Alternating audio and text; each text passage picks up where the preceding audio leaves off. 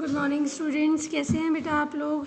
देखिए 8th class में हम आज वीडियो नंबर 18 लेकर के आए हैं। आप लोग को पता है हमारा जो है आज न्यू चैप्टर स्टार्ट होने वाला है, संश्लेषित रेशे और प्लास्टिक। आई होप आप लोगों ने सेकेंड चैप्टर तक अच्छे से आप याद करते हुए चल रहे हैं, क्योंकि आपका कभी भी टेस्ट ले सकते हैं हम लोग चैप्टर फर्स्ट और सेकेंड का। ठीक है, चैप्टर थर्ड है हमारा संश्लेषित रेशे और प्लास्टिक, यानी कि संश्लेषित रेशे यानी कि जो रेशे नेचुरल नहीं है, आर्टिफिशियल जो रेशे हैं, जो रेशे हम बनाते हैं, जो रेशे इंसान मशीनरीज के थ्रू बनाते हैं, वो संश्लेषित रेशे होते हैं। और प्लास्टिक, तो इन चीज़ें के लिए हम पढ़ेंगे। तो चैप्टर का इंट्रोडक्शन शुरू तो करते हैं हम चैप्टर। हम लोग जिन पोशाकों को पहनते हैं कपड़े से बनती हैं, और कपड़े प्राकृतिक और कृत्रिम स्रोतों से प्राप्त रेशों से बनाए जाते हैं। देखिए कपड़े किससे बनाए जाते हैं, रेशों से यानी धागों से। अब वो चाहे धागे आपको प्राकृतिक रूप से मिले चाहे कृत्रिम रूप से मिले। देखिए आपने जब 7th क्लास में पढ़ा था तो आपने प्राकृतिक रेशों के बारे में पढ़ा था कि आपको भेड़ से ऊन मिलता है, रेशम के कीड़े से रेशम मिलती है, तो ये प्राकृतिक स्रोत हुए। ठीक है, प्राकृतिक स्रोत के नाम आप बता ही सकते हैं, ऊन वगैरह, है ना। रेशों का उपयोग विभिन्न प्रकार की अनेक घरेलू वस्तुओं के निर्माण, ऐसा नहीं कि सिर्फ कपड़े ही बना सकते हैं, और भी बाकी बहुत सारी चीज़ें जो हैं रेशों से बनती हैं। ठीक है, सूची बनाई है क्या बनती है, यहाँ पे आपको सूची दी है, और फिर उन्हें प्राकृतिक और कृत्रिम रेशों से निर्मित वस्तुओं में विभाजित भी कीजिए। देखिए अब बताइए वस्तु, जैसे मैं अगर आपसे कहूँ तो बहुत सारी चीज़ें बनाई जाती है। देखिए चटाइयाँ जिसे बोलते हैं ना, वो भी रेशों से बनाई जाती है। आपने देखा होगा टोकरियाँ रेशों से बनती हैं, टोकरियाँ भी जो है ना जूट से बनाई जाती हैं, तो वो भी एक तरीके का रेशो है। तो इस तरीके से आपको ये जो सारणी है ये फिल करनी है।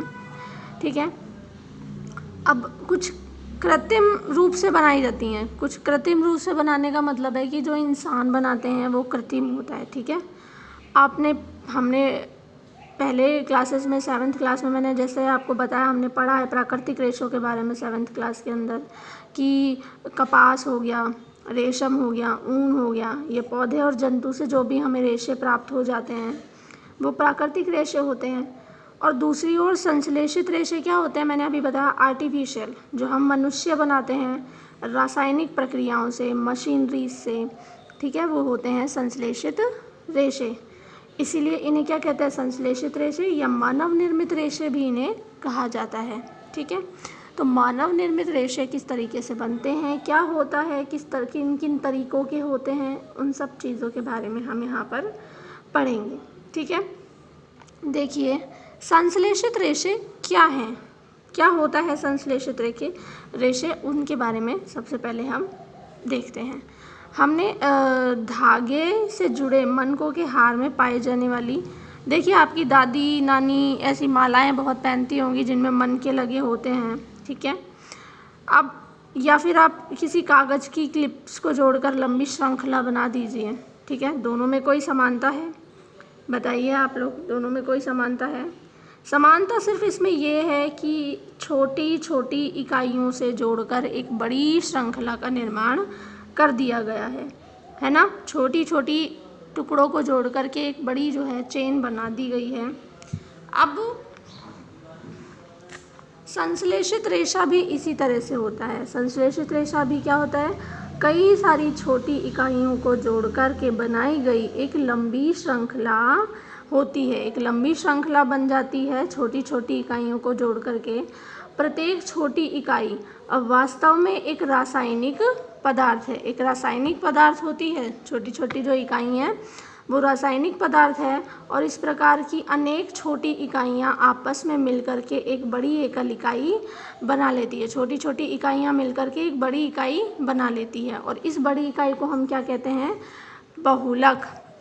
एकलक होता है एक ही यूनिट से बना हुआ, बहुलक जिसमें बहुत सारी जुड़ी होती है, इसे इंग्लिश में कहते हैं पॉलीमर। पॉलीमर ग्रीक भाषा के दो शब्द होते हैं, पॉली और साथ में मर। पॉली का अर्थ होता है अनेक, और मर का अर्थ होता है भाग, यानी अनेक भाग, अनेक इकाइयाँ।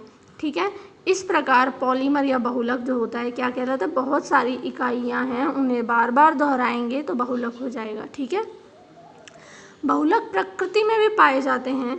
उदाहरण के तौर पर अगर हम देखें तो कपास एक बहुलक है जो सेल्यूलोज कहलाता है। क्या कहलाता है, सेल्यूलोज।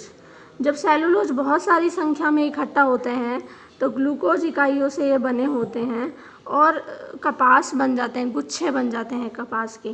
क्लियर है।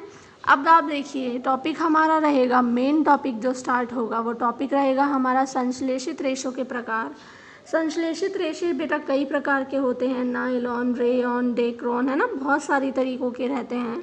इसे हम नेक्स्ट वीडियो में स्टार्ट करेंगे ताकि आप एक साथ ही इन्हें पढ़ पाएँ, क्योंकि कुछ भी अगर टूट होती है तो फिर बाद में आपको समझने में थोड़ी मुश्किल आएंगी, इसलिए हम इन्हें नेक्स्ट वीडियो के अंदर पढ़ेंगे। अभी आपको संश्लेषित रेशों के बारे में सारणी फिल करनी है, इस चैप्टर को पढ़ना है और इसके बारे में जानकारी इकट्ठी करनी है।